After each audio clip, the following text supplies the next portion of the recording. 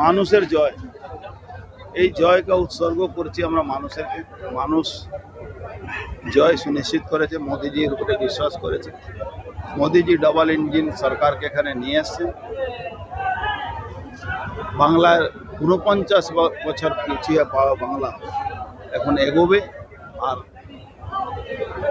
রাজধানী এক্সপ্রেসের মতন স্পিডে এগোবে। কবে থেকে এই স্বপ্নটা দেখতে শুরু করেছিলেন? ২৪-এ আপনার হার হয়েছিল, কিন্তু আপনি হারেননি। আপনি সেই থেকে ২৪-এ আমি বলেছিলাম, সেদিন নিশ্চয়ই তোমার কাছে আমার বক্তব্য হবে যে এর বদলা ও তো ইভিএম চুরি করে নিয়েছে, ইভিএম চুরি করে জিতেছে, ফলস ভোট করে জিতেছে। ওর সব এখানে সব সিটটাই আমরা জিতবো আগামী 2026-এ। সেই দিন শপথ নিয়েছিলাম, আজকে সেই শপথ পূরণ হচ্ছে।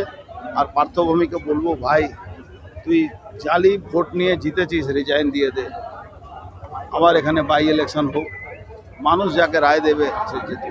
গুন্ডারাজ ব্যারাকপুরে খতম করার কথা বলেছিলেন, যারা যে বলেছিল গুন্ডারাজ খতম করবে, আমরা আজকে গুন্ডাদেরকেই খতম করব।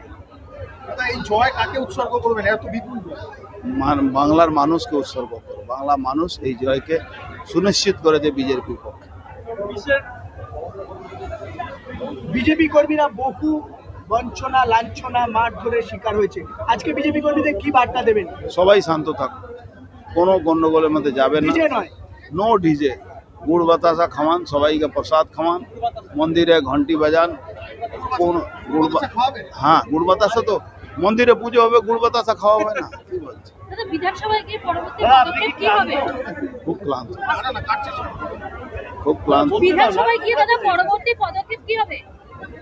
সেটা তো দেখুন, মোদিজি সরকার, মোদিজি ডবল ইঞ্জিনের সরকার, বাংলায় এগোবে এটা নিশ্চিত আছে।